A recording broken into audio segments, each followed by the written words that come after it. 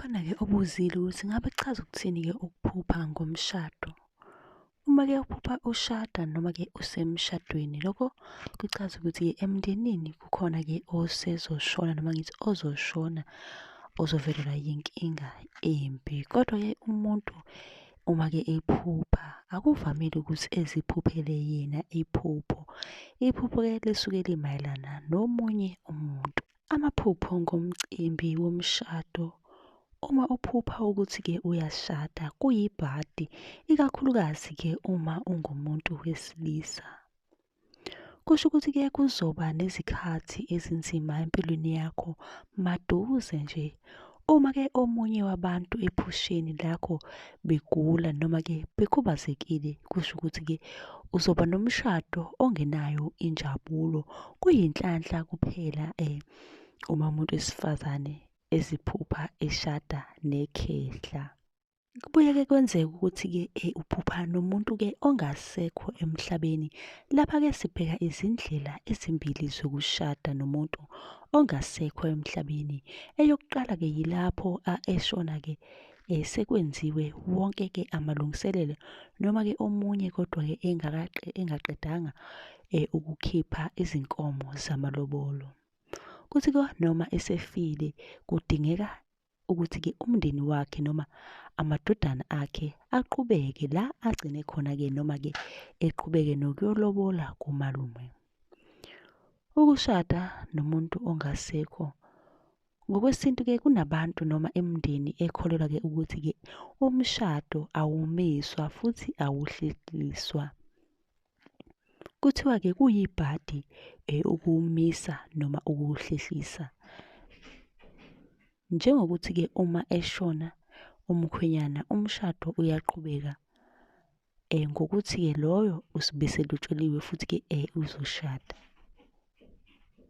Ushada nomfana walowo muntu wesilisa oshonile noma indodana yakhe, kodwa basuke bemele lowo angasekho emhlabeni. Umndeni-ke uhlala phansi ubonisane, kuvunyelwane ngalokhu-ke ngoba phela umakoti useke wazohlala yedwa ekhaya. Usuke ezohlala yedwa ekhaya. Okuqaphelekayo-ke ngalo mkhuba ukuthi kwenziwa ngabantu abasuke sebevele benezingane kulowo muzi. Befuna-ke ukuthi zikhulele ekhaya. Zikhona-ke izinkinga ezihambisana nalo mkhuba. Njengokuthi-ke kukhona abanye omakoti-ke abangeke bakuthakasele ukufika kwamakoti ongenaye-ke umnyeni phakathi nekhaya, ngoba phela kungenzeka-ke abathathele abayeni babo. Okunye-ke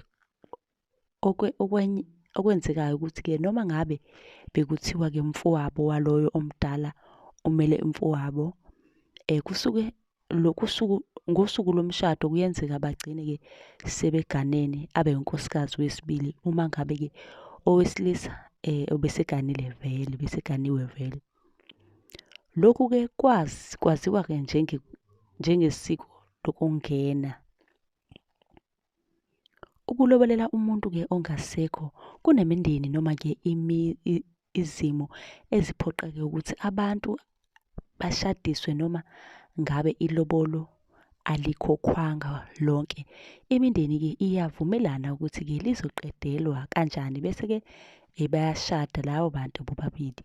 Kuyenzeka-ke ukuthi-ke bagcine bengasalihambisanga ngezimo ethile, okungaba-ke umnotho aze-ke ashone wesilisa. Isikhathi esiningi-ke abantu abakholelwa-ke emadlozini abalandeli-ke lo mkhuba ngenxa yokubona ukuthi-ke izinto azihambi kahle. Batshenwa-ke ukuthi kufanele kuqedelwe ilobolo. Lapha-ke indodana endala kufanele-ke imele uyise ngokuthi-ke iye komalume iyoqedela ukulobola-ke kanina ukuze zonke izinto zizohamba kahle. Okunye-ke azikho izifungo eziba khona emshadweni wasemakhaya noma-ke kowesintu. Kuphela intombi yabuzwa yiphoyisa lenkosi ukuthi iyazi ukuthi-ke kuhlangane ngani lapha noma-ke izokwenzani. Bese kuba yila intokazi-ke evuma khona. Bese umshado uqhubeka kanjalo, kube mnandi kushadwe. Mlaleli, uma ukuthi-ke nawe khona iphupho ofisa ukuthi sikuchazele ngalo, ungabuza la kwi-comment section bese-ke ushaya u-subscribe ukuze ungaphuthelwa wonke amavidiyo engisazowafaka ngichaza khona amaphupho.